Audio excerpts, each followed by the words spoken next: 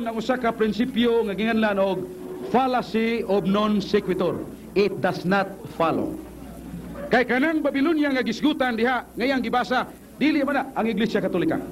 Niya sa pinadayag 17-18. Kining babae nga ginganlag Babilonia nga imong nakita mao ang dako nga syudad nga nagahari ibabaw sa mga hari sa yuta. Sa ato pa, mao di kadto ang Imperyo Romano, ang pagano nga Roma kaniadto nga diha usab ang katawhan sa Dios. Mao nga ang Ginoo ng ingon, pangguwa kamo diha sa Babilonia kun Imperyo nga Romano. Pero unsay sayop nga konklusyon sa akong pinangga nga matud pa niya, Iglesia Katolika Apostolika Romana kana. Siya ray nabitik sa iyang kagalingong pangatarungan. Kay matud pa niya, kung dili mabasa sa Biblia, dili pagatuhuan. Nabasa ba niya ang Iglesia Katolika Apostolika Romana mao na ang Babilonia? Wa niya mabasa. Iyang kaugalingon nga konklusyon, iyang gipunan sa iyang kaugalingon hunahuna ang Biblia.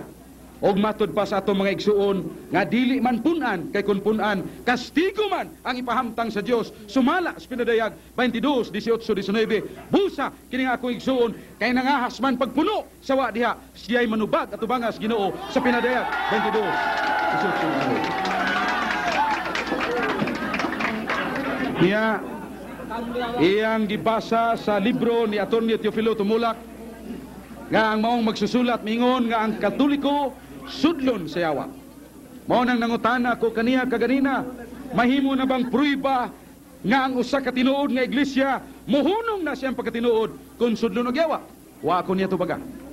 Giingnan ako niya, giingon siya pagtubag kanako, ang Iglesia Katolika sukad sa sinugdan dili iya sa Ginoo. Tubag ba na sa akong pangutana? Ang akong pangutana mo, ang matuod nga iglesia nga gitukod sa Ginoo kung sudlon sa yawa, mihunong na ba ang iyang pagka-iglesia nga tinuod? Wa niya tubaga.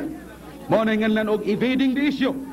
Kaya ang iyang tubag miingon man siya nga ang Iglesia Katolika sukad sa sinugdan dili mao ang tinukod sa atong Ginoo. Tubag ba na sa akong pangutana? Dili. Kay kung miingon siya ang iglesia nga gitukod sa Ginoo bisag sudlon sa yawa, mawa ang iyang pagkatinuod nga iglesia, dan mapriso siya siyang kugalingong katarungan kay dili day pruiba kung ang Iglesia Katolika sudlon sa yawa, muhunong na ang iyang pagkatinuod nga iglesia nagpasabot nga nahutdan sigsuong o kampo sa mga makatarungan nga eksakto.